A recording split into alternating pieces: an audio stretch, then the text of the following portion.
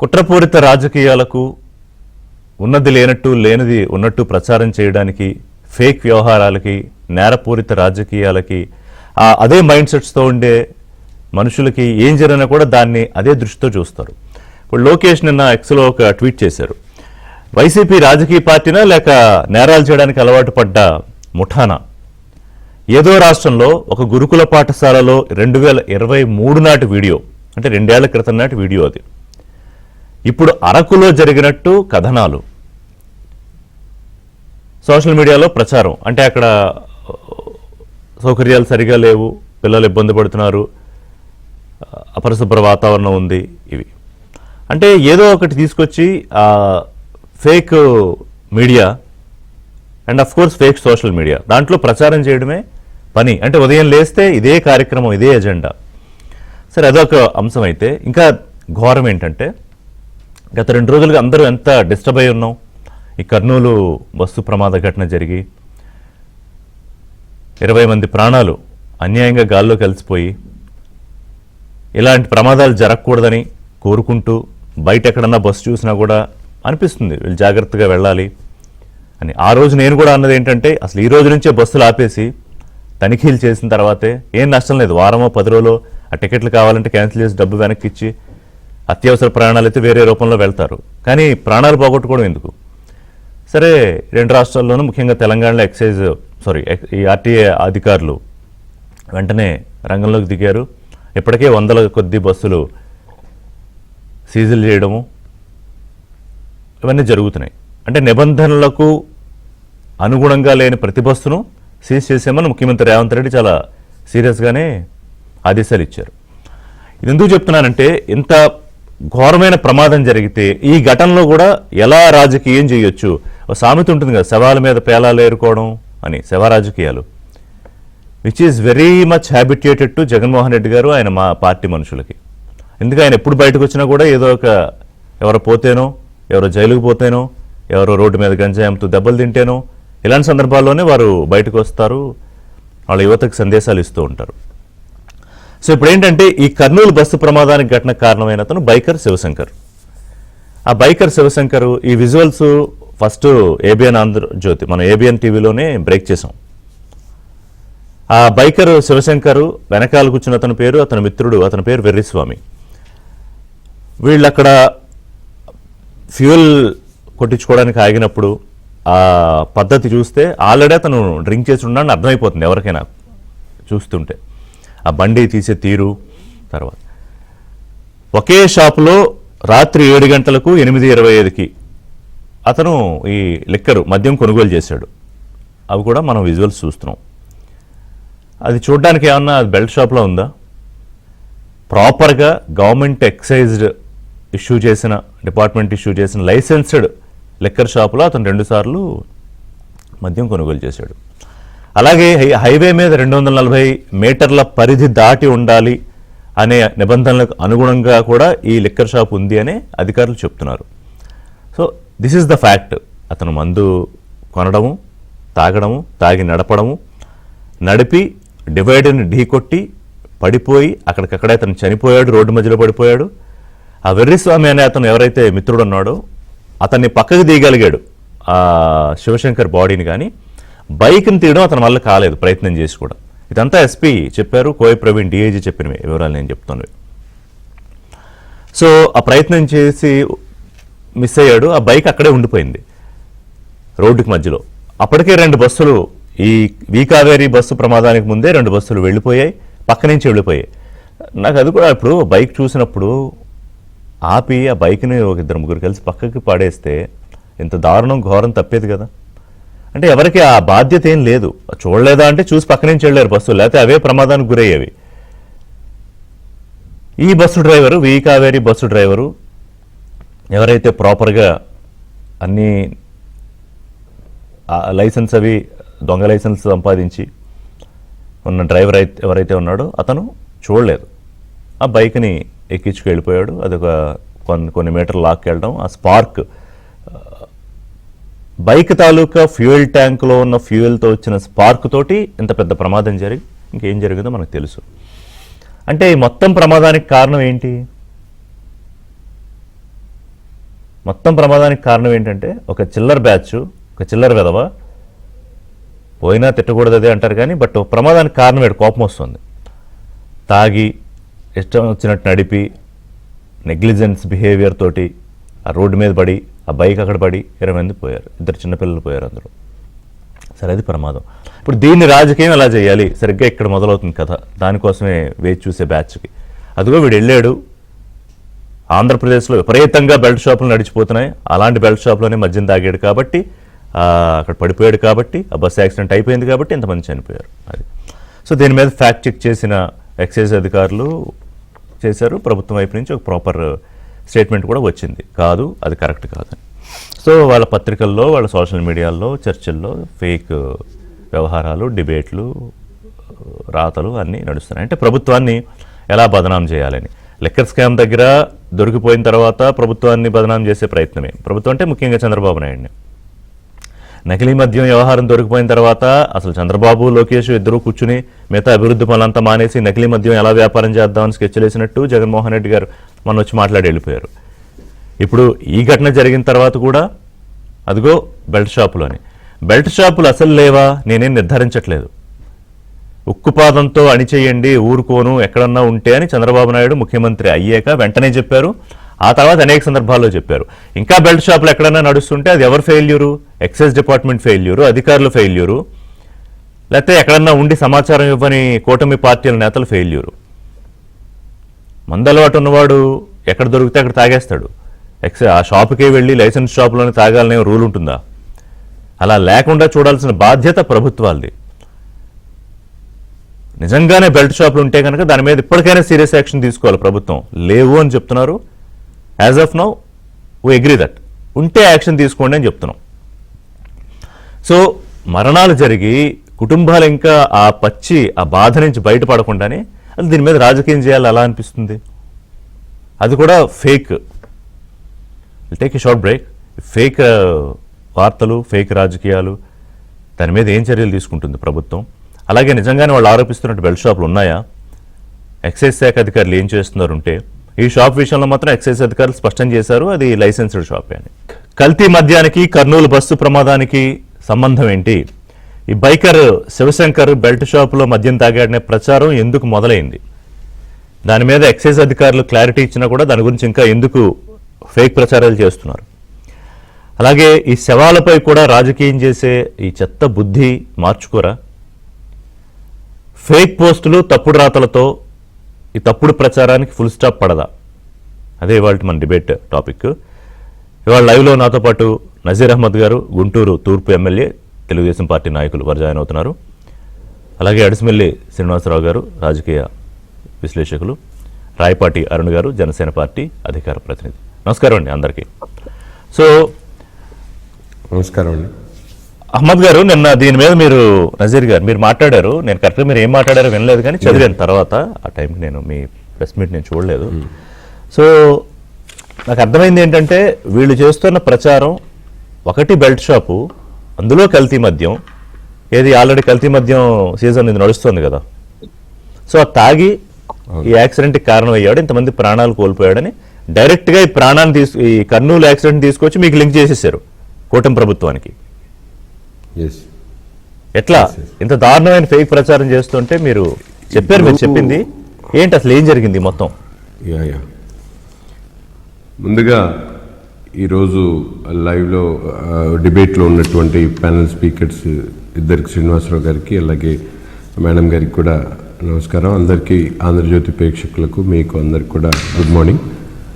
ఈరోజు రాష్ట్రంలో ఏదైతే ఈ ఘటన జరిగిందో, కర్నూలు బస్ యాక్సిడెంట్, కేవలం రాష్ట్రంలో ఉన్నటువంటి ప్రజలే కాకుండా దేశవ్యాప్తంగా పార్టీలకు అతీతంగా ప్రతి ఒక్కరు కూడా ఇటువంటి దుర్ఘటనకు జరిగినటువంటి సంఘటన అందరూ కూడా బాధపడుతున్నటువంటి పరిస్థితులు అయితే, సాక్షాత్తు రాష్ట్రానికి సంబంధించినటువంటి మాజీ ముఖ్యమంత్రిగా, శాసనసభ్యుడిగా జగన్మోహన్ రెడ్డి గారు ప్రతి ఒక్క అంశంలో కూడా ఇది ఈరోజు జరిగినటువంటి ఇన్సిడెంట్కి ఏదో మసిపూసి మారేడుకాయ చేసేటువంటి పరిస్థితులు కాకుండా గతంలో కూడా అనేక విషయాల్లో ఈరోజు ప్రజాహితానికి, ప్రజలకు సంబంధించినటువంటి అంశాలని కాదు, లేకపోతే ఒక కుటుంబానికి సంబంధించినటువంటి అంశాలని కాదు, ప్రతి ఒక్క దాంట్లో కూడా జగన్మోహన్ రెడ్డి గారి నైజాం ఈరోజు ఏదో ఒక విధంగా రాజకీయ లబ్ధి పొందాలనేటువంటి ప్రయత్నం చేయడం అనేటువంటి ఆలోచన చేయడం కూడా నిజంగా సమాజం కూడా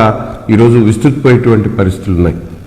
ముఖ్యంగా మనందరం కూడా చూస్తూ ఉన్నాం. నిన్న కర్నూలులో జరిగినటువంటి బస్సు యాక్సిడెంట్కి ముఖ్యమైనటువంటి కారణం ఒక వ్యక్తి, శివశంకర్ అనేటువంటి వ్యక్తి మద్యం తాగి యాక్సిడెంట్ అయి చనిపోయిన తర్వాత ఆ బండి రోడ్డు మీద పడేయడంతో ఆ యాక్సిడెంట్ జరిగిందనేటువంటి విషయాన్ని రాష్ట్ర ప్రజలు కానీ మీడియా కానీ అందరికి తెలిసినటువంటి వాస్తవం.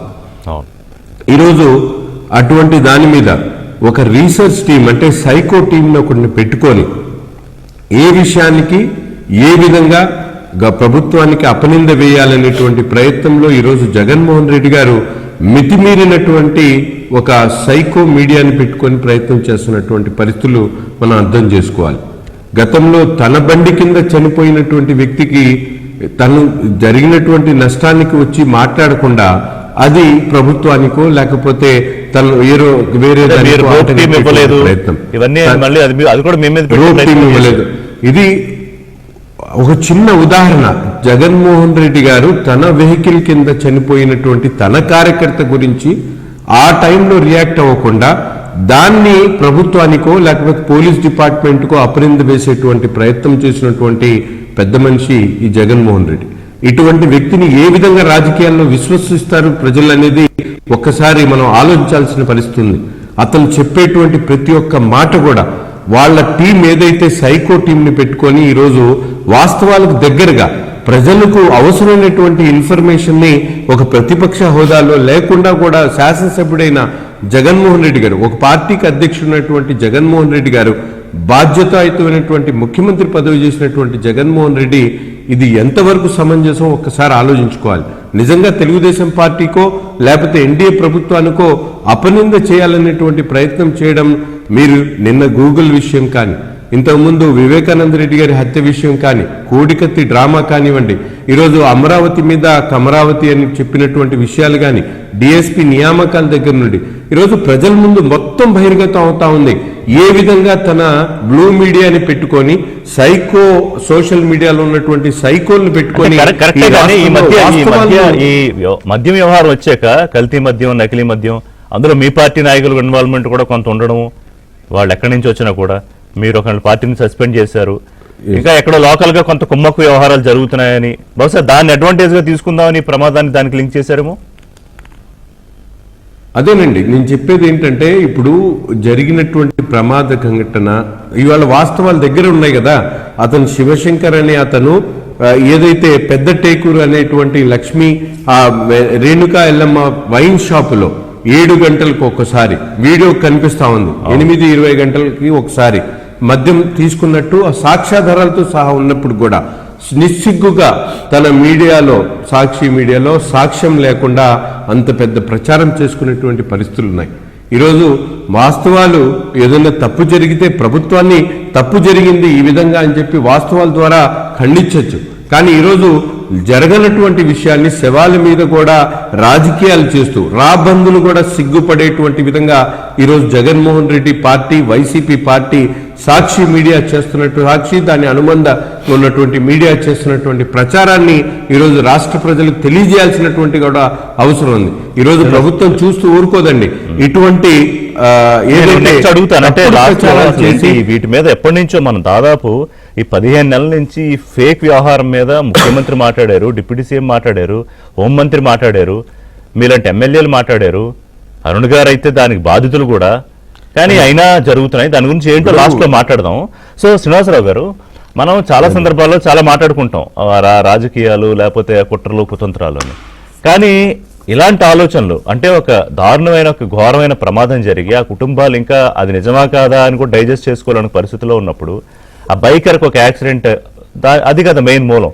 సో దానికి ఆ మద్యం తాగాడు, ఆ కల్తీ మద్యం తీసుకెళ్లి బెల్ట్ షాప్, ఆ బెల్ట్ షాప్ చంద్రబాబు ప్రభుత్వం నడిపిస్తోంది అంటే ఎట్లా సార్? ఏంటి ఒకసారి అనిపిస్తుంది ఇలాంటి విషయాల మీద మాట్లాడాలని, కానీ తప్పదు, ఎందుకంటే నిజం అనుకునే ప్రమాదం ఉంటుంది కాబట్టి.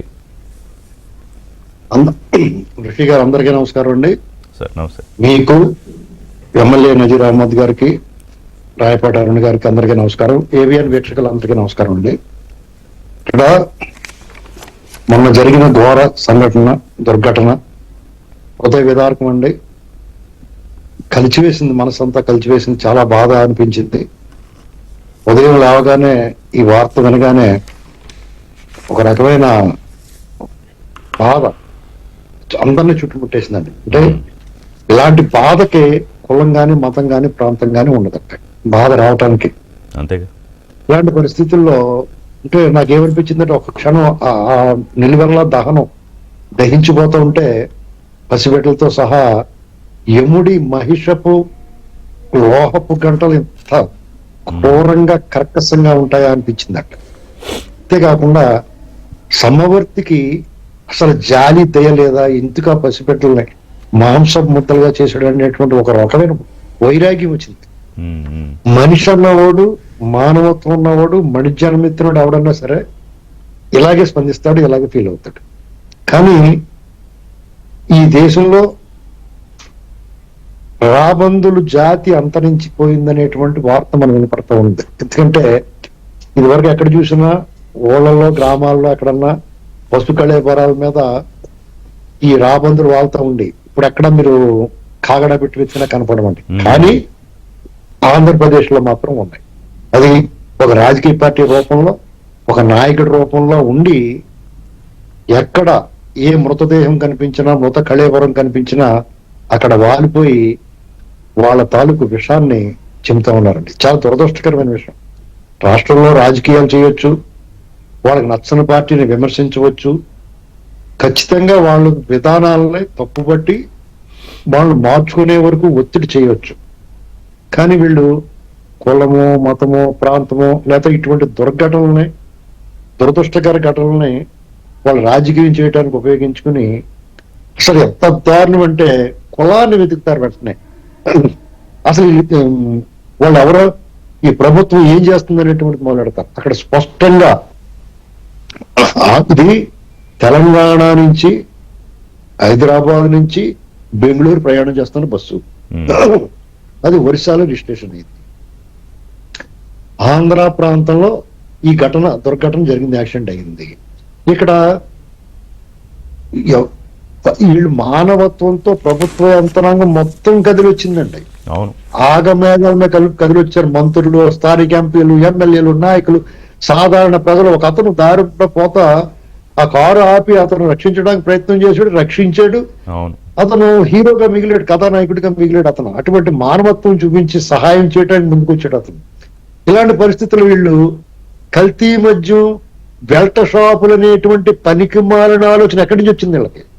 అదే కదా. ఇంకొకటి వచ్చి అంటాడు ₹1 కోటి ఇవ్వాలి, మా జగనన్న ఇచ్చాడు. అసలు బుద్ధుందా? మధ్యాహ్నం ఎత్తారని వెళ్ళి బాబు సొమ్ము ఏమైనా పట్టుకొచ్చి చెప్తే నీకు అంత గొల ఉంటే నువ్వు దోపిన సొమ్ములు ఉన్నాయి కాబట్టి మీ ప్రభుత్వంలో మీరు కొల్లగొట్టేసి దారి దోపిడీ చేసి, దారి దోపిడీ దొంగల కంటే దారుణంగా హింసించి దోపిడీ చేసిన సొమ్ము పట్టుకొచ్చి మూటలు పంచిపెట్టండి అయ్యా మీరు. అసలు ఏం మాట్లాడుతాను ఏమన్నా ఒళ్ళు పోయి తెలుస్తుందా మీకు ఏమన్నా? అక్కడ జరిగింది ఏంటి? ఆ కుటుంబాలకు మీరు మానసికంగా అండగా నిలవాల్సిన సమయం అది. డబ్బు కాదు ఇక్కడ. అక్కడ ప్రభుత్వం చేసే సహాయ చర్యలకి మీరు ఆటంకాలు రాకూడదు. ఇటువంటి విమర్శలు వాళ్ళ విధులకు ఆటంకం కలుగుతుంది, మానసికంగా ప్రభావం చూపుతుంది ఆ అధికారుల మీద. ఏం చేస్తే ఏం తప్పవద్దు అని ఏ నిర్ణయం తీసుకోవడానికన్నా సరే ఇలాంటి ఆటంకాలు ఎదురవుతూ ఉంటాయి. ప్రతి దానికి కూడా అసలు వీళ్ళు ఏమంటారు, వీళ్ళు విమర్శలు ఒక రకంగా ప్రభుత్వం కూడా చాలా అప్రమత్తంగా ఉంటుంది వీళ్ళ విషయంతో. ఎందుకంటే ఈ అసలే పావులు, కుబసం విడిచిన నాగులు, విషం నిండా, తిత్తుల నిండా విషం నింపుకున్న మనుషులు వీళ్ళు అని చెప్పి ప్రతి అంశంలోని ప్రభుత్వం చాలా అప్రమత్తంగా ఉండాల్సి వస్తుంది. ఇక్కడ వీళ్ళ వ్యవహారం చూస్తుంటే ఏంటండి ఇది? ఆ పిల్లోడు, అతని స్నేహితుడు ఇద్దరు మద్యం సేవించారు, లైసెన్స్డ్ షాప్ లో తీసుకున్నారు 2 సార్లు. తర్వాత అది యాక్సిడెంట్ అయింది, దాని వివరాలు పూర్తిగా వచ్చినాయి. ఆ ఎర్రిస్వామిని తర్వాత విచారణ చేస్తే మొత్తం జరిగిందంతా చెప్పాడు అతను. ఈ లోపల కంగారా పోలీసులు దర్యాప్తు చేసే అవకాశం ఇవ్వాలా? మరి ఏళ్ళ హయాంలో వీళ్ళు ఎలా ఎలగబెట్టారు? నాకు ఒక ఇన్సిడెంట్ జరిగింది కాబట్టి దాని విమర్శలు వచ్చినాయి కాబట్టి మనం మీరు ఎలా చేశారు అని అంటాం అనేటువంటిది మనకి కూడా ఇబ్బందికరమైన విషయమే. కానీ వాళ్ళంత నిస్సిగ్గుగా అసలు సిగ్గే లేదు ఈ మొఖాలకి. ఏం మాట్లాడతారంటే ఒక్కొక్కడు మంత్రి చేశారు, ముఖ్యమంత్రులు చేశారు, ఎమ్మెల్యేలుగా ఉన్నారు. అసలు మణిజ్యానం ఎత్తిన మాటలేనండి అయ్యి అక్కడ ఆ కుటుంబాలు ఎలా రోధిస్తా ఉన్నాయి. ఆంధ్రప్రదేశ్ ప్రభుత్వం వెల్ డన్ అండి. ఈ విషయంలో జరిగిన దురదృష్టకర ఘటనే, హృదయ విదారకమే. కానీ ఆ అనంతరం జరిగిన తీసుకున్న చర్యలు కానీ, సహాయక చర్యలు కానీ ఏదైనా సరే వెల్ డన్ అండి ఆంధ్రప్రదేశ్ ప్రభుత్వం. ఈ విషయంలో మనం ఖచ్చితంగా మెచ్చుకోవాలి. ఇక్కడ మనకే ఒక హిస్టరీ ఉంది. చంద్రబాబు నాయుడు గారు కానీ, తెలుగుదేశం ప్రభుత్వం కానీ, ఇప్పుడు పవన్ కళ్యాణ్ గారు కానీ, వీళ్ళందరూ కూడా ఇలాంటి సమస్య వచ్చినప్పుడు వాళ్ళు అన్ని వదిలేసి పరిగెట్టుకెళ్తారు. గజేంద్ర మోక్షంలో శ్రీకృష్ణుడు ఎలాగైతే పరిగెత్తుకెళ్తాడో భక్తుని కాపాడడానికి అన్నట్టుగా వీళ్ళు ఆ రకంగా ప్రయత్నం చేస్తారు. మనం ఈ విషయంలో ఎప్పుడో తప్పు పట్టలేడు. ఎందుకంటే ఏనాడు నిర్లక్ష్యం లేదు. హుదూద్ తుఫాన్ వచ్చి ఉత్తరాంధ్ర ప్రాంతం అతలాకుతలం అయిపోతే ఈ జగన్మోహన్ రెడ్డి అని ఆయన అక్కడ ఉన్నాడు. ఆయన యాస్పిరెంట్ అప్పుడే ఎలక్షన్ లో గెలిచి మళ్ళా గెలవడం కోసం ప్రయత్నాలు చేస్తా ఉన్నాడు. మీకు తిత్లీ తుఫాన్ వచ్చినప్పుడు ఇతను పాదయాత్ర ముగింపు దశలో ఉండగా విజయనగరంలో ఉన్నాడు. ఉత్తరాంధ్రలో శ్రీకాకుళం అల్లకొల్లం అయిపోయింది. కనీసం తొంగి కూడా చూడలేదు ఇతను. ఈ బెల్ట్ షాపులు అంటారు. మీకు ఇక్కడ ఒక విషయం చెప్తున్నానండి.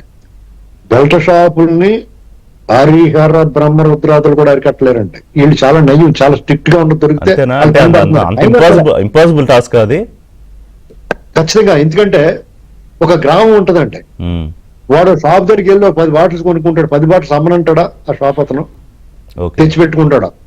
అర్ధరాత్రి కూడా ఇప్పుడు తాగులు మద్యపాన ప్రియులు ఏం చేస్తారంటే ఎంతో కొంత ఒక క్వాంటిటీ తెచ్చుకుని తాగుతూ ఉంటారు. మధ్యలో అయిపోద్ది. అయిపోయినప్పుడు వాళ్ళకి అందుబాటులో షాపులు ఉండవు. ఏం చేస్తారండి, ఇక్కడ పళ్ళ కూడా అమ్ముతాడు రా బాబు అని చెప్పేసి అడి దగ్గర పంపిస్తారు. పంపిస్తే ఆడు 100 రూపాయలు 200 లేకపోతే 150 ఒక 50 రూపాయలు లాభం వేసుకుని అమ్ముతూ ఉంటాడు. అతనికి ఒక జీవనోపాధి. ఇది అంత ప్రమాదం కూడా కాదు. కానీ వీళ్ళ హయాంలో డైరెక్ట్ గా షాపుల్లోనే కల్తీ నాసిరకం మద్యం అమ్మి అక్రమ వ్యాపారం చేసి ఎదటోళ్ళు అంటున్నారు. ఇది దురదృష్టం. ఇంకా ఒకటి మాత్రం గుర్తుపెట్టుకోవాలండి, ఈ ప్రభుత్వం ఏం చేయాలంటే ఇలాంటి ఇప్పుడే వాళ్ళు చట్టం కూడా తీసుకొస్తున్నట్టున్నారు. ఎవరో కూడా భేషజాల పోకుండా మనకి చిన్న చిన్న విషయాల్లో మనం ఏం కలెక్ట్ చేసుకుంటామని అనుకోకుండా ఎమ్మెల్యే స్థాయి మన నజీర్ గారు ఉన్నారు, వాళ్ళు విజ్ఞప్తి చేస్తా ఉన్నాను. ఎందుకంటే చిన్న పావునైనా సరే ఎలాంటి ఫేక్ వార్తలో ప్రతిష్టగా భంగం కలిగించే సోషల్ మీడియాలో వాళ్ళు ప్రచారం చేస్తున్నారో దాని మీద మీరు చిన్న పావునైనా సరే పెద్ద కర్రతో కొట్టాల్సి. ఎందుకంటే వీళ్ళు మామూలు మనుషులుగా డిజిటల్ డెవిల్స్, కఠినమైన చర్యలు ఉండాలి. సో కొత్త పేరు పెట్టారు డిజిటల్ డెవిల్స్ అని.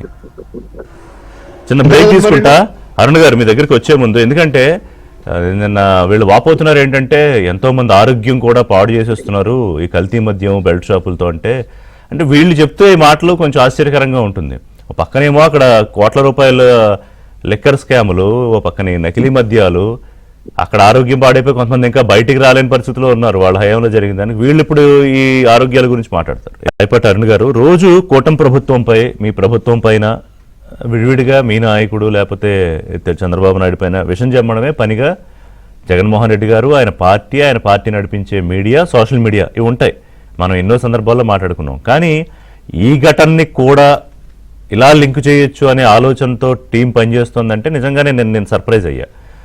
ఏంటి మీకు ఏమనిపించింది? అలాగే ఇందులో మళ్ళీ వాళ్ళు వాపోతున్నారు ఏంటంటే అయ్యో ప్రజల ఆరోగ్యము, కల్తీ మద్యము, ఇంతమంది కుటుంబాలు నాశనం అయిపోతున్నాయి అని కూడా ఏదో అంటారు కదా, ఎక్కడన్నా ఎవరన్నా పోతే వచ్చి కొంతమంది తొంగేడుపులు ఏడుస్తారు. అలాగే ఉంది ఇది. సార్, ప్యానెల్లో ఉన్నటువంటి శాసనసభ్యులు శ్రీ నజీర్ అహ్మద్ గారికి, అలాగే విశ్లేషకులు పెద్దలు అడిసిమల్లి శ్రీనివాసరావు గారికి, మీకు ఏబిఎన్ వీక్షకులకి నమస్కారం సార్. ఈ గత 5 ఏళ్ల పాటు ఇదే విధంగా ఎలా అయితే, గత 5 ఏళ్లే కాదండి, అసలు వైసీపీ పుట్టినప్పటి నుంచి చేస్తున్నదంతా కూడా ఫేక్ ప్రచారం అనడానికి ఉదాహరణ మీకు ఎప్పుడైతే వివేకానంద రెడ్డి గారి మర్డర్ జరిగితే నారాసుర రక్త చరిత్ర అని రాసి దానికి సంబంధించి ఒక స్టోరీని ఇంటర్లింక్డ్ గా రాసి మరి ఒక ఫేక్ నేరేషన్ చేసి ప్రజల్లోకి బలంగా పంపించి అయ్యో నిజంగానే జగన్ ఏమీ చేయలేక చంద్రబాబు నాయుడు గారు వాళ్ళ బాబాయిని చంపించాడు అనేటువంటి ఒక భావనని, ఒక సెంటిమెంట్ ని జనాల్లో క్రియేట్ చేసి తర్వాత అతనే కోడికత్తి గుచ్చించుకొని, మరి అతని కార్యకర్తతోటి కోడికత్తి గుచ్చించుకొని, అదిగో చూడు జగన్కి ఎదురు లేదు, జగన్ గెలిచేస్తాడని భయంతో చంద్రబాబు నాయుడు గారే జగన్ ని చంపేయించడానికి ప్రయత్నం చేశారు డైరెక్ట్ గా అని చెప్పేసి అనేటువంటి ఒక పీలర్ ని ప్రజల్లోకి పంపించేసి, దాని ద్వారా కూడా ఒక సింపతిని క్రియేట్ చేసుకొని, అలాగే తండ్రి చావుని అడ్డు పెట్టుకొని ఒక్క అవకాశం ఇవ్వండి అని చెప్పేసి ప్రజల్లో ఒక సెంటిమెంట్ ని క్రియేట్ చేసి, ఈ 3 సంఘటనల ద్వారా ముఖ్యమంత్రి అయినటువంటి వ్యక్తి జగన్మోహన్ రెడ్డి. అతను చేసినటువంటి రాజకీయమైనటువంటి ప్రణాళికలు ఏంటి, గత వాళ్ళ తండ్రి ఉన్నప్పుడు కానివ్వండి, లేదంటే ప్రతిపక్ష నేతగా ఉన్నప్పుడు కానివ్వండి, అతను ఏ విధమైనటువంటి పనులు ప్రజల కోసం చేశారన్న విషయానికన్నా కూడా క్లియర్ గా ఇట్లాంటి క్రిమినల్ ఇష్యూస్ ని ఉపయోగించుకొని సక్సెస్ అవటంలో అతను దిట్ట. చావులు, శవాలు, క్రిమినల్ ఇన్సిడెంట్లు అతనికి బాగా యూటిలైజ్ చేసుకోవడం తెలుసు. దానికోసం అతనే ఆ సిచ్యువేషన్ క్రియేట్ చేసి మరి దాన్ని ఉపయోగించుకుంటాడు. దానికి కోకొల్లల ఎగ్జాంపుల్స్. అతని రాజకీయ చరిత్ర, ఆంధ్రప్రదేశ్ లో అతని పార్టీ యొక్క రాజకీయ చరిత్ర కనుక చూస్తే, మనం ఇవన్నీ అనాలిసిస్ చేసుకుంటే clearly he is not a politician, not a people's leader. Compulsory అతను ఒక క్రిమినల్ లీడర్. ఈ విషయం మనం ఓపెన్ గానే చెప్పొచ్చు. దీని మీద మళ్ళీ ఎవరు లీగల్ గా వెళ్తారేమో, ఎందుకంటే 38 కేసులు ఉన్నాయి కాబట్టి నా మీద లీగల్ గా కంప్లైంట్ చేయడానికి కూడా వీలవదు వైసీపీ వాళ్ళకి. ఆ క్లారిటీ తీసుకోండి. ఉన్నాయి, అవును సార్, ఆయన మీద ఉన్నాయి కాబట్టి. జగన్ గారి మీద సార్, నా మీద కాదు. అదే డౌట్ వచ్చింది నాకు. నా మీద కేసుకి వెళ్తారేమో, అందుకే చెప్తున్నాను. ఆల్రెడీ 38 కేసులు ఉన్నాయి కాబట్టి అతను క్రిమినల్ లీడర్ అని మేము ప్రొనౌన్స్ చేయొచ్చు, మాకు రైట్ ఉంది రాజ్యాంగం ప్రకారం, అందుకే ప్రొనౌన్స్ చేశాను. దాని గురించి చెప్తున్నాను. ఇంకొకటి సార్, తర్వాత కూడా మీరు స్టేట్ లో జరిగినటువంటి వైసీపీ గవర్నమెంట్ లో స్టేట్ లో కోకొల్లలు జరిగాయి ఇలాంటి సంఘటనలు. నిన్న ఏదైతే కర్నూలు బస్సు ప్రమాదం ఉందో, నిజంగా అదందరం మనం బాధపడాల్సిన విషయము. అభం శుభం తెలియనటువంటి అమాయకులు కళ్ళ ముందే సొంత వారిని కోల్పోయారు, తమ ప్రాణాలని కోల్పోయారు. అంతకన్నా హృదయ విదారక సంఘటన ఇంకొకటి ఉండదు. దీని మీద ప్రభుత్వం ఎప్పుడు ఈ టైం వరకు హడావిడి చేసేసి సైలెంట్ అయిపోవడం కాకుండా, బస్సులు, వాటి నడవడిక, ఆ ట్రాన్స్పోర్ట్ సిస్టమ్ యొక్క వ్యవహార శైలి ఎలా ఉందనేది కంటిన్యూస్ గా నెవర్ ఎండింగ్ ప్రాసెస్ కింద దీని మీద రివైజ్ తెలంగాణలో మొదలు పెట్టారు, సీరియస్ గా చేస్తున్నారు. ఏపీలో కూడా ప్రారంభించాలేమో.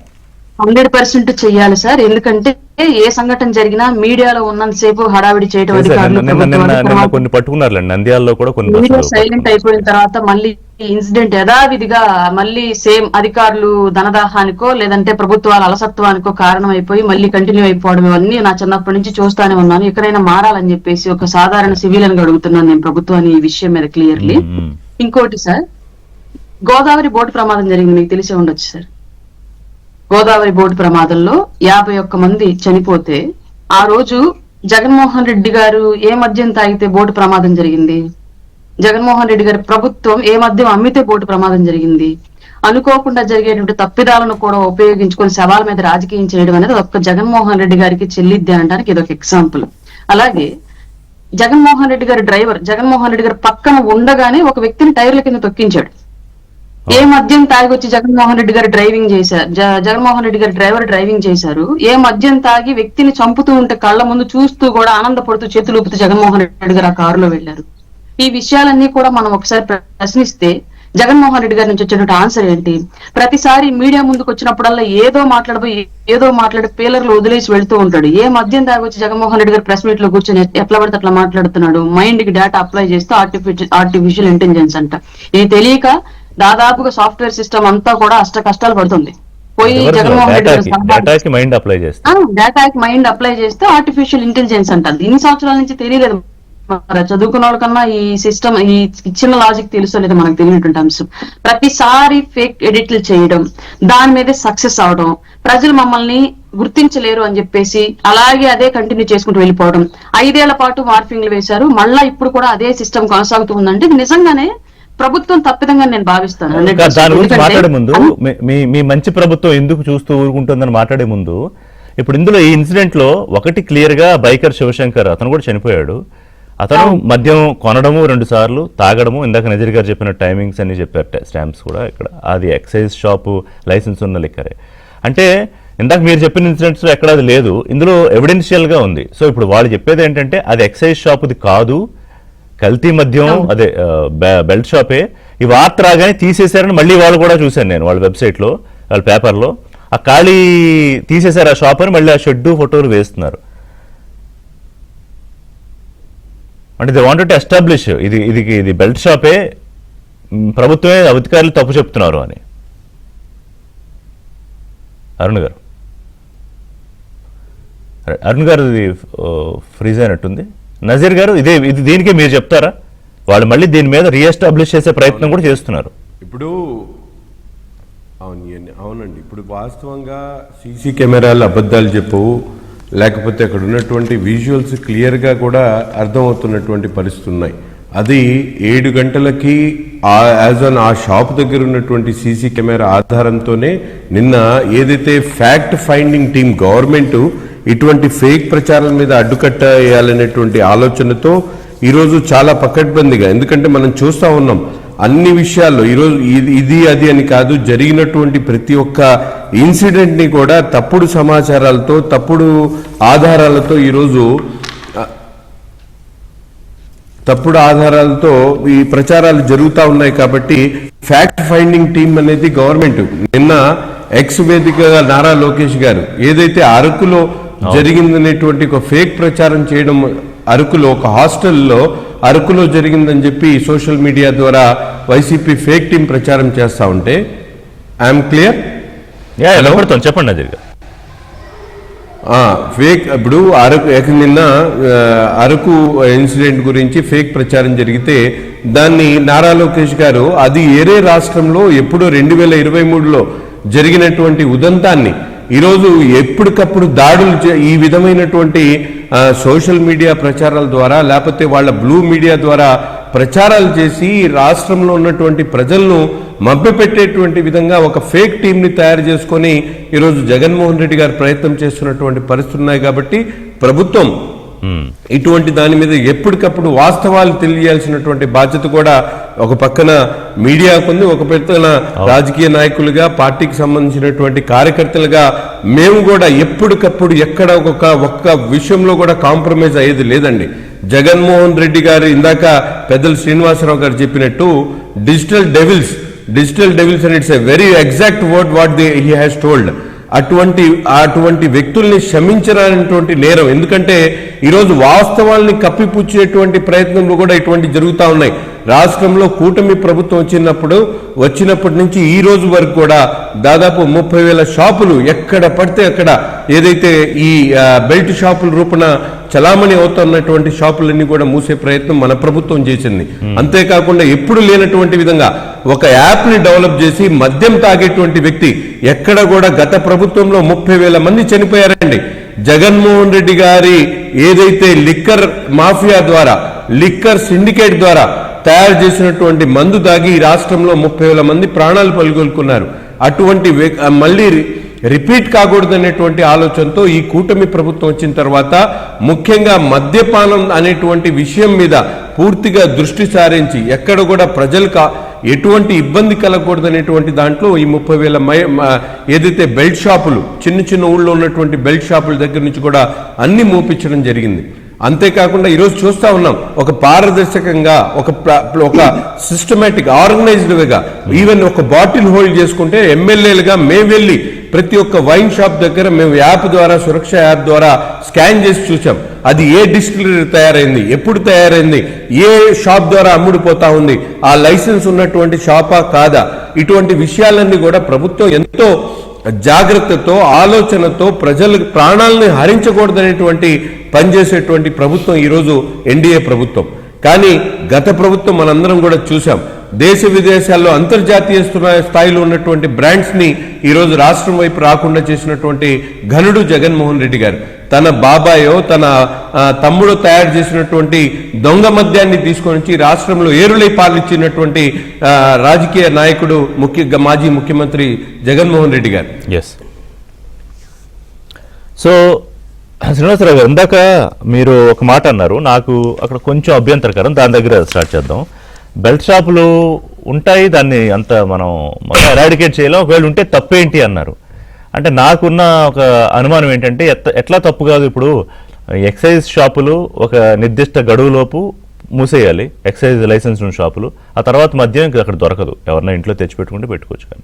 కానీ ఈ బెల్ట్ షాపులు ఉంటే ఎప్పుడు పడితే అప్పుడు అర్ధరాత్రి అపరాత్రం లేకుండా వెళ్ళి తెచ్చుకుని ఏది పడితే చేయొచ్చు, ఇలా అకృత్యాలు చేయొచ్చు, లేకపోతే ఇదిగో రోడ్ల మీద ఇలా తాగి నడిపేసి యాక్సిడెంట్లకు కారణం అవ్వచ్చు. ఎందుకన్నారు అలాగా? అది are you really supporting it? ఇప్పుడు ఋషి గారు నేను మీరు చెప్పిన దానికి నేను వస్తానండి. ఉమ్, ఇప్పుడు మద్యం షాపులు ఎక్కడో ఒక చోట ఉంటాయి. ఉమ్, ఆ రాత్రి ఆ మద్యం షాప్ దగ్గరికి ఆ దుకాణం బంద్ చేసే టైంలో వెళ్ళి తెచ్చుకుంటాడు, ఆ పక్కనే కూర్చొని తాగుతాడు. ఆ రాత్రి రోడ్డు మీద ప్రయాణం చేస్తారు, ఇలాంటి యాక్సిడెంట్ జరిగి చనిపోతూ ఉంటారు. ఉమ్, అదే వాళ్ళ ఊళ్ళో వాళ్ళ ఇంటి దగ్గరే దొరుకుతుంది అనుకోండి. ఇప్పుడు అంటే ఇది నేను చెప్తున్నదే సమాజం అంగీకరించకపోవచ్చు, ప్రభుత్వాలు అంగీకరించకపోవచ్చు, రూల్స్ ఒప్పుకోకపోవచ్చు, కానీ హోమ్ డెలివరీ అంటే మద్యాన్ని హోమ్ డెలివరీ ఇస్తున్నారా, చేయొచ్చా అంటే ఇప్పుడు దీన్ని కొంత ఇలాంటివి నివారించడానికి ఎవరింట్లో ఆడి తాగి పడుకుంటే చాలా గొడవలు సద్దుకుంటాయండి. ఇప్పుడు రోడ్డు మీద రాకూడదు తాగినోడు. Okay. ఇది మనం చూడాల్సింది. ఎందుకంటే మద్యం వ్యాపారం, మద్యం మీద ఆదాయం ప్రభుత్వాలు నడవడానికి అనివార్యమైన పరిస్థితుల్లో దాంట్లోంచి మేలుగా ఎలా చేయాలనేటువంటిది ఆలోచన చేస్తారు. ఈ ప్రభుత్వం అలా చేస్తుంది, అది గుర్తుపెట్టుకోవాలి. వీళ్ళేం బెల్ట్ షాపులు ప్రోత్సహించరండి, కానీ బెల్ట్ షాపులను అరికట్టే మొనగాడి దేశంలోనే లేడు. కానీ మరి కాదు చంద్రబాబు నాయుడు మొన్న కూడా ఎక్సైజ్ శాఖ రివ్యూలో చాలా స్ట్రిక్ట్ గా మీరు స్ట్రింజెంట్ గా ఎక్కడికక్కడ తనిఖీలు చేసి ఏమండి? చర్యలు తీసుకోండి అని చెప్పారు. ప్రభుత్వాలు స్ట్రిక్ట్ గా ఉంటేనే చంద్రబాబు నాయుడు గారు ఇటువంటి స్టెప్స్ తీసుకోవడంలోనే ఈ రోజు రాష్ట్రంలో వందలాది యాక్సిడెంట్లు కానీ ఇటువంటి జరగకుండా ఇప్పుడు కూడా సేఫ్, కొంతవరకు మనం సేఫ్ ఉన్నాం. ఎమ్మెల్యే గారు నేను మాట చెప్తాను నేనండి. ఎందుకంటే చంద్రబాబు నాయుడు గారు కానీ, ఆ ఎక్సైజ్ మినిస్టర్ గారు కానీ, ఇలా మన నజీర్ గారు లాంటి ఇప్పుడు ఇందాక ఆయన చెప్పారు గుంటూరు ఆ నియోజకవర్గంలో ఈ మద్యం అనేటువంటిది వినియోగం చాలా తక్కువ ఉంటుందని అభినందించాలి. ఎందుకంటే ఆ ప్రజలందరినీ కూడా ఇక్కడ డెఫినెట్ గా చంద్రబాబు నాయుడు గారికి దీని మీద ఆయనకి అభ్యంతరాలు ఉంటే అసలు ఇది నడవకూడదు, స్ట్రిక్ట్ గా ఉండాలి. ఎక్కడ మీకు ఒక బాధ్యత కలిగిన పాలకుడికి, పాలక వర్గాలకి ఏమనిపిస్తుంది అంటే ఎక్కడన్నా ప్రజల నుంచి అభ్యంతరాలు వస్తాయేమో, విమర్శలు వస్తాయేమో అని ప్రజలకి వెరుస్తారు. అంటే ప్రజలకు భయపడతారు వాళ్ళు. అంటే ఆ బాధ్యత భయం ఉన్నవాడు పాలకుడిగా ఉన్నప్పుడు ఖచ్చితంగా ప్రజలు భద్రతగా ఉంటారు. అసలు బరిదెగించి బాధ్యత లేకుండా మాట్లాడి ప్రజల పట్ల, ఇప్పుడు ఇందాక అమ్మాయి మన అరుణ చెప్పింది, కచ్చలూరు బోటు ప్రమాదం ఉన్నప్పుడు కనీసం మృతదేహాలను బయట తీయలేదండి వాళ్ళు. వాళ్ళకి పరిహారం మాట దేవుడెరుగు. ఆ వాళ్ళున్న ఒక మంత్రి ఒత్తిడి మీద ఆ వరద సమయంలో బయటికి వెళ్ళకూడదని ప్రత్యక్ష వాళ్ళు దోషులు, వాళ్ళు హంతకులు. ఇక్కడ వీళ్ళకి ఏమి సంబంధం ప్రభుత్వానికి? అంటే నేను ఇలా మాట్లాడకూడదు. ఇన్ని చావులు జరిగినప్పుడు ప్రభుత్వాలు బాధ్యత లేదా, వీళ్ళకి ఏం సంబంధం అంటే వీళ్ళు ఇలా మాట్లాడుతున్నప్పుడు ఇక్కడ ఎవరికైనా సరే కనీసం అవగాహన లేకుండా వీళ్ళు ప్రచారం నమ్ముతారు. ఇక్కడ ప్రమాదం జరిగింది, బాగురాలు పట్టించుకోలేదు, వీళ్ళకి కోట్లు ఇవ్వాలి, ఇలాంటివి మాట్లాడుతూ ఉన్నారు. అందరికీ హృదయ విదారకమైన ఘటన. ఆంధ్రప్రదేశ్ చెందిన పౌరులు అందులో ఉన్న వాళ్ళకి డెఫినెట్ గా ప్రభుత్వం ఆదుకుంటా ఉంది. Immediate with under war putting, యుద్ధ ప్రాతిపదికన వాళ్ళు సహాయ చర్యలు, వాళ్ళకి పునరావాసానికి ఏర్పాటు చేస్తాం, వాళ్ళు సహాయం అందిస్తా ఉన్నారు కుటుంబానికి. అయితే వీళ్ళు ఎలా మాట్లాడుతున్నప్పుడు మీరు ఎంత మాట్లాడిన దానికి నేను ఈ సమాజం ఒప్పుకోకపోవచ్చు, ప్రభుత్వాలు ఒప్పుకోకపోవచ్చు. వాళ్ళని నా ఉద్దేశం ఏంటంటే ఇలాంటి మద్యపాన ప్రియులకు ఒక విజ్ఞప్తి లేదు. వాళ్ళకి మద్యపానాన్ని అవాయిడ్ చేయలేనప్పుడు వాళ్ళు తాగి రోడ్డు మీద రాకుండా తాగి ఇంట్లో అలా పడుకుంటే వాళ్ళకి సేఫ్టీ, వాళ్ళ కుటుంబానికి సేఫ్టీ, సేఫ్టీ. ఎందుకంటే ఒక చిన్న విషయం చెప్తాను సార్, ఒక చిన్న విషయం అండి. లాస్ట్ గవర్నమెంట్ లో వైన్ షాపుల దగ్గర పర్మిట్ రూమ్ లేకపోవడంతో నడి రోడ్ల మీద మహిళలు తిరిగేటువంటి ప్రదేశాల్లో, స్కూల్స్ కి దగ్గరగా ఉన్నటువంటి ప్రదేశాల్లో కూడా నడి రోడ్ల మీద తాగేటువంటి పరిస్థితులు ఉండేవి. ఈరోజు అటువంటి పరిస్థితులు లేకుండా మేము కూడా అనేక సార్లు శాసనసభ్యులుగా, ఒక ప్రతిపక్ష నాయకులుగా కూడా అనేక సందర్భాల్లో ఈ రోడ్ల మీద ఇటువంటి వైన్ షాపులో తీసుకొని ఎక్కడ పడితే అక్కడ కూర్చొని తాగుతా ఉన్నారు. ఇది చాలా చూడ్డానికి కూడా చాలా విస్తుపోతా ఉన్నాం అనేటువంటి విషయాన్ని గత ప్రభుత్వంలో ఉన్నప్పుడు పదే చెప్పాం. మన ప్రభుత్వం వచ్చినప్పుడు చెప్పిన తర్వాత పర్మిట్ రూమ్స్ ఇవ్వడం వల్ల ఈ రోజు రోడ్ల మీద ఎక్కడ మద్యం షాప్ ఉందో దాని చుట్టుపక్కల ఒక వాతావరణం వచ్చేసేది. ఇప్పుడు అట్లా కాకుండా ఒక లిమిటెడ్ ప్లేస్ లో కూర్చొని వాళ్ళు పర్మిట్ రూమ్ అనేది ఒక చిన్న రూమ్ ఇవ్వడం జరిగింది. అట్లాంటిది కొద్దిగా మనం అవకాశం అరుణ గారు చిన్న పాయింట్ ఏంటంటే, అంటే శ్రీనివాసరావు గారి ప్రపోజల్ ఏంటంటే, ఈ తాగిన వాళ్ళు ఎవరైతే ఉన్నారో మద్యం ప్రియులు వాళ్ళు బయటికి రాకుండా ఉంటే అసలు సగం ఈ సమస్యలు రావు అనేది. దానికోసం ఓకే బెల్ట్ షాపుల్ని పూర్తిగా మనం ఆపేయలేము, సో ఆ విషయంలో ప్రభుత్వాలు కొంత ఆలోచించాలి అన్నట్టుగా చెప్తున్నారు వారు. అంటే ఎక్సైజ్ లైసెన్స్ ఉన్న షాపులతో పాటుగా ఇలాంటి అవకాశం, లేదా మద్యం డోర్ డెలివరీ. సార్ ఆ చర్చ ఇక్కడ తెలంగాణలో కూడా కొంత జరిగింది, అది ఎలైట్ క్లాసెస్లో స్టార్ట్ అయింది, తర్వాత ఆ చర్చ ఇంకా పెద్ద ఎత్తున జరుగుతుంది. మీ ఒపీనియన్ ఏంటి దీని మీద? సార్ ఇక్కడ ఒకటి మీరు అన్నారు మద్యం అనేది నిషేధించలేము అని చెప్పేసి, ఇది క్లియర్లీ ప్రజలు ఉచితాలు ఆశించినన్ని రోజులు ప్రభుత్వాలు మద్యం అమ్మకుండా ఉండడం అనేది జరిగే పని కాదు. నా వాయిస్ క్లియరా సార్? ప్రస్తుతానికి క్లియర్ గానే ఉంది. ఓకే, ఈ ఉచితాలు ఆశిస్తున్న రోజులు ప్రభుత్వానికి అధిక ఆదాయం అవసరము, అధిక ఆదాయం మీద ఈ ఉచితాలు ఇస్తూ ఉంటారు ప్రభుత్వాలు. ఎందుకంటే డబ్బులున్న వాళ్ళు అందరూ కూడా, ధనికులందరూ ట్యాక్స్ ఎలా కట్టరో మనకందరికీ తెలుసు, చాలా మంది కట్టరు. 75% పీపుల్ జెన్యున్ గా వాళ్ళకు ఉన్నటువంటి ఆదాయానికి తగ్గట్టుగా ట్యాక్స్ ప్రభుత్వాలకు కట్టరు. కాబట్టి ఖచ్చితంగా ఈ మద్యం మీద వచ్చేటువంటి ఆదాయం మీద ప్రభుత్వాలు ఉచితాలని ప్రజలకు ఇవ్వాలి.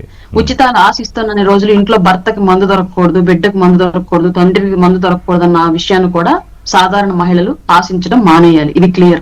వాస్తవంగా ఇప్పుడు గవర్నమెంట్ లో ఉండి నేను మాట్లాడకూడని విషయం చాలా బ్లంట్ గా స్ట్రైట్ గా చెప్పారు. జనరల్ గా ఇది జరుగుతున్నటువంటి విషయం, ఇంటర్ లింక్డ్ ఇది. నువ్వు ఉచితాలు ఎప్పుడైతే ఆశిస్తావో ప్రభుత్వాలు నీ ఇంట్లో భర్తకో, నీ తండ్రికో, నీ కొడుకో మందు తాపించి నీ సంపాదన నుంచే వాళ్ళు తీసుకొని నీకు ఉచితాలు ఇస్తారు. ఈ విషయం క్లియర్ గా ఆలోచించాలి. ఇంకొకటి, రెండోది, లాస్ట్ గవర్నమెంట్ లో ఇది నా దగ్గర డైరెక్ట్ గా వచ్చినటువంటి ఒక కంప్లైంట్ సార్. ఇది నేను అప్పట్లో కూడా డిబేట్స్ లో చెప్పున్నాను.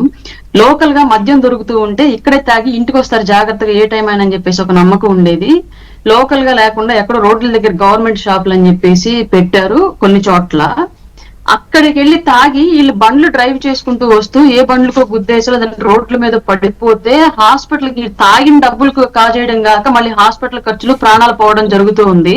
అమ్మటం ఆపేయలేదు, అమ్మేవాళ్ళు లేదు, మాకు దగ్గరలోనే అమ్మండి అన్నట్లుగా కొంతమంది మహిళలు నా దగ్గరకు వచ్చి చెప్పారు అని చెప్పేసి నేను ఆల్రెడీ గతంలో గవర్నమెంట్ ఉన్నప్పుడు కూడా కొన్ని డిబేట్లో చెప్పాను సార్. అలాగని అన్ని చోట్ల మళ్ళీ ఊళ్ళో మద్యం దొరకట్లేదని చెప్పేసి ఒప్పుకోను. కొన్ని చోట్ల డైరెక్ట్ గా వైసీపీ నాయకులు ఇళ్లలో తెచ్చుకుని వాళ్ళ ఇళ్లనే బెల్ట్ షాపులుగా చెప్పండి. సైట్ క్వశ్చన్ అది. మీ ప్రభుత్వం వచ్చాక ఈ 15 నెలల్లో స్టిల్ వైసీపీలో ఉన్న బెల్ట్ షాపులు అలాగే కొనసాగుతున్నాయా అన్ని ఊళ్ళల్లో? లేదు సార్, మా ఊర్లో అయితే లేదు. నేను నా సరౌండింగ్స్ మాత్రం గమనించాను కాబట్టి చాలా వరకు బెల్ట్ షాపులు అనేవి ఇప్పటి వరకు కొన్ని చోట్ల పర్మిషన్స్ ఇవ్వలేదు. ఎందుకంటే అమ్మే వాళ్ళు ఎక్కువ పర్సెంట్ వాళ్ళ బిడ్డింగ్ అమౌంట్ ఇవన్నీ కూడా చూసుకొని లోకల్ గా ఉన్నటువంటి పరిధిని పట్టుకొని మాత్రమే బెల్ట్ షాపులు అనే వాటికి ఇస్తూ ఉంటారు. కానీ చాలా చోట్ల ఎమ్మెల్యే అనుమతించట్లా. కారణం ఏంటి అంటే ఈ బెల్ట్ షాపుల ద్వారా మద్య వినియోగం అనేది ఏ స్థాయిలో జరుగుతోంది, అలాగే వాటి విక్రయం రేట్ ఎంత జరుగుతుంది అనే దాని ఎఫెక్ట్ ను బట్టి అక్కడ వాళ్ళ గవర్నమెంట్ చేసుకున్నటువంటి మెయిన్ వైన్ షాపుల మీద ఎఫెక్ట్ పడుతుంది. దీని కారణంగానే చాలా చోట్ల బెల్ట్ షాపులు అనేవి అనుమతి ఇవ్వాలి. కొన్ని చోట్ల జరుగుతున్నాయి, అది మాత్రం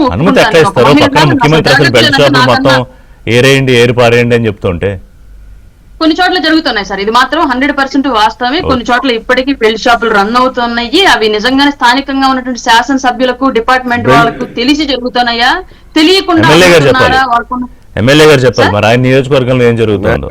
ఇప్పుడు ఈరోజు మా నియోజకవర్గంలో అని కాదు సార్, రాష్ట్రం మొత్తం కూడా ముఖ్యమంత్రి గారు, ఉప ముఖ్యమంత్రి గారు ఒక నిర్దిష్టమైనటువంటి ఆలోచనతో రాష్ట్రంలో అన్ని విషయాల్లో కూడా ఈరోజు మద్యాన్ని అమ్మి సంపాదించేటువంటి మార్గాలు అన్వేషించేటువంటి పరిస్థితి రాష్ట్ర ప్రభుత్వానికి లేదు. గతంలో ఎప్పుడు లేనటువంటి విధంగా అనేక విషయాలు ఈరోజు ఇసుక లాంటి మెయిన్ వనరులనే ప్రభుత్వం ప్రజలకు అవసరం అనేటువంటి విషయాన్ని గుర్తించి వాళ్ళకి ఫ్రీగా ఇచ్చినటువంటి పరిస్థితులు.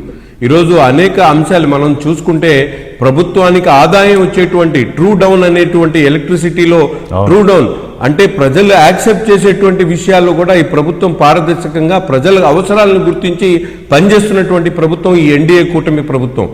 అటువంటి విషయాల్లో ఈరోజు మద్యాన్ని అమ్మిన ద్వారా వచ్చేటువంటి ఆదాయంతో ఎవరికో ఉపయోగపడాలనేటువంటి అంశంగా కాకుండా సామాజికంగా, ఆర్థికంగా అందరినీ కూడా ఎంపవర్ చేసేటువంటి ఆలోచనతో ఈ ప్రభుత్వం అనేక సంక్షేమ కార్యక్రమాలు ఆధారపడ్డారు అనేది అరుణ్ గారు చెప్తోంది. కట్టడి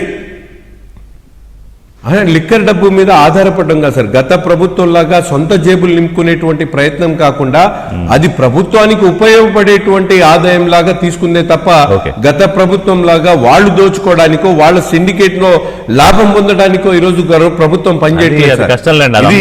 న్యాచురల్ గా ప్రత్యేకమైన అది చెప్తా ఉన్నా. ఆ తేడాని ప్రజలు ఇప్పుడు ఈ ఆదాయం ఏదైతే ఉందో ప్రజలు దీని మీద స్పష్టంగా ప్రజలకు అర్థమైంది ఆ ప్రభుత్వం ఏంటి ఈ ప్రభుత్వం ఏంటని. నేను ఒక ముఖ్యమైనటువంటి విషయం మీకు చెప్పా, ఇసుక అనేటువంటి దాంట్లో ఎంత ఆదాయం వచ్చినా కూడా ఈరోజు ప్రభుత్వం పూర్తిగా ఫ్రీగా చేసింది. అటువంటి విషయాల్లోనే ఇంత జాగ్రత్తగా పనిచేస్తున్నటువంటి ప్రభుత్వం మద్యం ఆదాయంతో ప్రజలకు సంక్షేమం చేయాలనేటువంటి మాటను మనం అందరం కూడా పక్కన పెడదాం. చేశారు ప్రజలకి, మీరు అసలు ఏమీ ఉండకూడదు అనుకుంటే కనుక ఈ విషయాల్లో కాంప్రమైజ్ అవ్వాలని నేను ఏదో చర్చ చేద్దాం. శ్రీనివాసరావు గారు ఒకటి, దీనికి ఒక క్యూర్ ఏమన్నా ఉంటుందా అంటే ఈ ఫేక్ వ్యవహారం మీద ఏం చేసే అవకాశం ఉంటుంది అనే దానికి ఏమన్నా మాట్లాడదామా? ఎందుకంటే ఇది కొనసాగుతూనే ఉంటుంది. వాళ్ళ మద్యం ఇష్యూ, లేకపోతే లోకేష్ గారు ట్వీట్ చేసినట్టు స్కూల్స్ ఇష్యూ, లేకపోతే మెడికల్ కాలేజీల ఇష్యూ, లేకపోతే ఇంకో ఇష్యూ రోజుకోటి వస్తూనే ఉంటుంది. ఎట్లా ఇప్పుడు తెలంగాణ ప్రభుత్వంలో ఒక ముఖ్యమంత్రి సీరియస్ గా నిర్ణయం తీసుకున్నారు ఈ ఫేక్ ప్రచారానికి సంబంధించి కంట్రోల్ చేయడం విషయంలో. ఋషి గారు, మరి ఒక అమ్మాయి అరుణ ఒక విషయం చెప్పింది స్ట్రైట్ గా, అంటే చాలా మంది మధ్యలో మెదులుతున్న అదే పైకి చెప్పడానికి డిప్లొమాటిక్ గా అడ్డు కానీ ఇప్పుడు ఎమ్మెల్యే గారు సమాధానం కూడా కన్విన్సింగ్ గానే ఉంది. అవును, అయితే ఇక్కడ నేను ఏం చెప్తానంటే ఈ సోషల్ ఎందుకంటే ఆ సిన్సియారిటీ లోపల మనసు సంకల్పం ఉంటే ఆ మాట అలాగే వస్తుందండి. సిన్సియర్ గా చెప్పాలనుకున్నప్పుడు ఆయన చెప్పిన మాటలు విశ్వసించదగినగా ఉన్నాయి. నాకు ఒక పౌరుడిగా, నేను ఒక కామన్ మ్యాన్ గా నాకు అలా అనిపించింది. అయితే ఇక్కడ ఈ సోషల్ మీడియా వాళ్ళని, ఈ డిజిటల్ డేవిల్స్ ని కంట్రోల్ చేయాలంటే ఇక్కడ మన రాష్ట్రం ఒక ప్రత్యేకమైన పరిస్థితి అండి. ఎలా ఉందంటే అన్ని వ్యవస్థల్లోనూ, నేను ఓపెన్ గా చెప్తున్నాను, ఎవరన్నా ఏమన్నా అనుకునే ఉండే, పోలీస్ యంత్రాంగం దగ్గర నుంచి అన్ని సిస్టమ్స్ లోను ఈ డిజిటల్ డేవిల్స్ తాలూకు సిస్టమ్ లో తూరిపోయి ఉన్నారు మనుషులు. వీళ్ళు ప్రభుత్వం ఒకవేళ వీళ్ళు కఠినంగా చర్య తీసుకుందామన్నా ప్రభుత్వానికి అక్షంతలు పడే పరిస్థితి మనం చూస్తూ ఉన్నాం. అందుకని నేనేమంటానంటే ఈ ప్రభుత్వం ఒక నిర్ణయం తీసుకోవాలి. ఆ ప్రభుత్వం ఎలాంటి నిర్ణయం ఉండాలంటే ఈ సోషల్ మీడియా ఫేక్ ప్రచారాలని కంటిన్యూ చేస్తున్న వాళ్ళని వాళ్ళ మూలాన్ని గుర్తించాలి. వాళ్ళు ఒకవేళ ఇతర దేశాలు, ఇతర ప్రాంతాల నుంచి మేము దొరకం కదా అని చెప్పేసి వాళ్ళు కనుక రెచ్చిపోతున్నప్పుడు డెఫినెట్ గా కుటుంబాలకు ఉంటాయి ఇక్కడ, వాళ్ళ ద్వారా వాళ్ళని రప్పించాలి. అంతేకాకుండా వీళ్ళకి కేసు నమోదు చేసి వాళ్ళ స్టేషన్ పిలిపించి 41A నోటీస్ ఇచ్చి కూల్ డ్రింక్ ఇచ్చి వాళ్ళు విచారణ చేయకూడదండి. తోలి తీసి ఏ కీలికా కీలు విరిచి ఏ గోరుకా గోరు ఒలిచి దయచేసి వినండి వాళ్ళకి పౌడర్ రాసి ఇంటికి దింపాలి. ఎందుకంటే చెప్పిన మాట చెప్తే వినరు, కొడితే ఏడుస్తున్నారు. దీనికి ఏంటి పరిష్కారం? దీనికి అసలు అడ్డుకట్ట ఎక్కడ ఉందండి? సమాజ హితం కోసం కొన్ని కఠిన చర్యలు తప్పవు. దీన్ని అరికట్టాలి. ఇది ఎందుకంటే ఒక రాజకీయ పార్టీల మధ్య వైరం, వాళ్ళ మీద ఈ మార్పింగ్ ఫోటోలు, లేకపోతే దుష్ప్రచారం, విష ప్రచారం, అది స్థాయి దాటిపోయి కులాల మధ్య, కుటుంబాల మధ్య, ప్రాంతాల మధ్య. నేను మీకు నాకు సొల్యూషన్ తోచింది చెప్పనా? మీరు ముగ్గురు దాని మీద మీ పేరు చెప్పండి. ఇప్పుడు కొంతమంది, ఇందులో చాలా మంది ఎక్కడో విదేశాల్లో ఉంటూ వాళ్ళ కొన్ని ఐటీ కంపెనీల్లోనూ ఇంకోటో చేసుకుంటూ ఇదే పనిగా తెలుగుదేశం పార్టీ అధినేత చంద్రబాబు మీద, పవన్ కళ్యాణ్ మీద ఎక్కువగా వాళ్ళిద్దరు టార్గెట్, ఆ పార్టీలో ఉన్న మహిళా నేతల మీద పెడుతున్నారు. సో ఏం చేయలేము అనడం కన్నా వాళ్ళు ఏదో కంపెనీలు పనిచేస్తున్నారు కదా, ప్రభుత్వాల స్థాయిలో ఆ కంపెనీలతో మాట్లాడి చర్యలు తీసుకునే అవకాశం ఉంటుంది. పాయింట్ నెంబర్ 1 వాళ్ళ పోస్టుల ఆధారంగా. అండ్ ఇది జరిగింది కూడా, ఇది జరిగింది ఎవరి విషయంలోనూ కాదు, నా విషయంలోనే జరిగింది. అందుకే నేను ఇంత కాన్ఫిడెంట్గా చెప్పగలుగుతున్నాను. వేరే ఎక్కడో పనిచేస్తున్నప్పుడు చాలా అబ్యూజివ్ ప్రచారం చేసినప్పుడు నేను ఇదే ప్రొసీజర్ ఫాలో అయ్యా. బెంగళూరు ఒక ఐటీ కంపెనీలో పనిచేస్తున్న ఒక వ్యక్తి అక్కడ సైబర్ డిపార్ట్మెంట్తో ఆ కంపెనీ హెడ్స్కి రీచ్ అయ్యి అతనికి లే ఆఫ్ వరకు తీసుకెళ్తే తప్ప అతను అపాలజైజ్ చేసి మళ్ళీ పెట్టనని బయటకు వచ్చాడు. చిన్న ఎగ్జాంపుల్ చెప్తున్నాను మీకు. అంటే ఒక వ్యక్తిగా, ఒక జర్నలిస్ట్గా నేను ఇది చేయగలిగానంటే ప్రభుత్వాలు తలుచుకుంటే ఎందుకు చేయలేవు శ్రీనివాసరావు గారు? అంటే కొంతమంది కంపెనీలు అవ్వచ్చు, కొంతమంది ఏ పని లేని పోరంబోకులు అవ్వచ్చు, వాళ్ళ కుటుంబ పెద్దలతో మాట్లాడండి, వాళ్ళని పిలిపించండి, వాళ్ళకి వార్నింగ్లు ఇవ్వండి. అంటే స్ట్రింజెంట్గా చెయ్యాలి అని దృష్టి పెడితే ఒక 20-30 మంది టీముని పెట్టి దీని మీద అవసరమైతే ఒక 50 మందిని పెట్టి చేయగలవా నజీర్ గారు? మీకు ఒక మాట అండి ఎమ్మెల్యే గారు, ఎందుకంటే దీనికి ఎమ్మెల్యే గారు ఒక్క నిమిషం. ఇప్పుడు గతంలో ఒకసారి మన హోమ్ మినిస్టర్ గారు వంగల్పూడి అనిత గారు ప్రతిపక్షంలో ఉన్నప్పుడు ఆవిడ్ని చాలా అత్యంత అభ్యంతరకరంగా అబ్యూజ్ చేసినప్పుడు ఆ పోస్ట్ పెట్టిన వాళ్ళు ఇంటికి వెళ్ళి కూర్చుంది ఆవిడ. అప్పుడు మీకు చాలా అప్రోజ్ వచ్చింది ఆవిడ చేసిన చర్యకి, ఆవిడకి మద్దతు లభించిందండి. ఈ ప్రభుత్వం తలుచుకుంటే డెఫినెట్ గా చేయొచ్చు. అదే కంక్లూడ్ చేద్దాం. నజీర్ గారు చేయొచ్చు కదా సీరియస్ గా తీసుకుంటే? ఒక్క నిమిషం. చేయొచ్చు. దీనికి నిన్నటి ఒక ఉదాహరణ అండి. కేంద్రంలో ఒక డెసిషన్ తీసుకున్నారు. ఏ ఫేక్ వీడియోస్ వచ్చినటువంటి ప్రతి దాని మీద కూడా సంబంధించి ఎవరు తయారు చేసినటువంటి డిస్ప్లే ఒకటి పెట్టమని చెప్పి నిన్న ఒక కొత్త జియో వచ్చింది సెంట్రల్ గవర్నమెంట్ నుంచి. అటువంటి ఏంటంటే ఇప్పుడు మనం ఎవరైతే మీడియాలో మాట్లాడి ఫేక్ వీడియోస్ ని ప్రచారం చేస్తా ఉన్నారో ఫ్యాక్ట్ చెక్ పేరుతో ప్రభుత్వం దాని మీద పూర్తిగా కట్టడి చేసేటువంటి ప్రయత్నాలు కూడా జరుగుతూ ఉన్నాయి. కాకపోతే దీనికి మూల కారణం ఏంటంటే మనకున్నటువంటి సైబర్ క్రైమ్స్ సంబంధించినటువంటి కానీ డిజిటల్ మీడియాకి సంబంధించినటువంటి రూల్స్ అండ్ రెగ్యులేషన్స్ యాక్ట్ని కొద్దిగా మోడిఫై చేయాల్సినటువంటి అవసరం ఉంది. పర్సనల్గా నేను వెళ్ళి వాళ్ళ ఇంట్లో కూర్చొని మాట్లాడటము, లేకపోతే అనిత గారు పర్సనల్గా, లేకపోతే మీరు పర్సనల్గా వాళ్ళ ఆఫీస్ని ఇది అవ్వడం అనేది ఇట్స్ సపరేట్ డీల్. ఇప్పుడు నేను ఒక ప్రభుత్వం మీద జరుగుతున్నటువంటి దుష్ప్రచారం వల్ల ప్రజల్లో ఒక అనవసరమైనటువంటి విషయం మీద చర్చ జరుగుతూ ఉంది. ఈరోజు జరిగినటువంటి ప్రమాదం, దాని మీద జరగాల్సినటువంటి నష్టానికి జరిగినటువంటి విషయాల మీద మాట్లాడుకోకుండా ఒక ఫేక్ ప్రచారం మీద మనం ఇంతసేపు మాట్లాడుకోవాల్సినటువంటి దుస్థితి వస్తుంది. ప్రభుత్వం అమూల్యమైనటువంటి అటు కల్పిస్తున్నటువంటి వాళ్ళ మీద యాక్షన్ తీసుకోవడానికి ఈ రోజు తప్పకుండా ఒక మంచి రూల్స్ అండ్ రెగ్యులేషన్స్ ని ప్రభుత్వాలు ఫ్రేమ్ చేసుకోవాల్సినటువంటి సమయం కూడా మీ ఆలోచన షేర్ చేయండి. వారు కూడా సీరియస్ గానే తీసుకుంటారు కాబట్టి చూద్దాం ప్రభుత్వం ఎలా ముందుకు వస్తుందో. థ్యాంక్ యూ నజీర్ గారు, శ్రీనివాసరావు గారు thank you very much, Arun గారు థ్యాంక్స్ అండి. ఇది వాళ్ళ బ్రేక్ఫాస్ట్.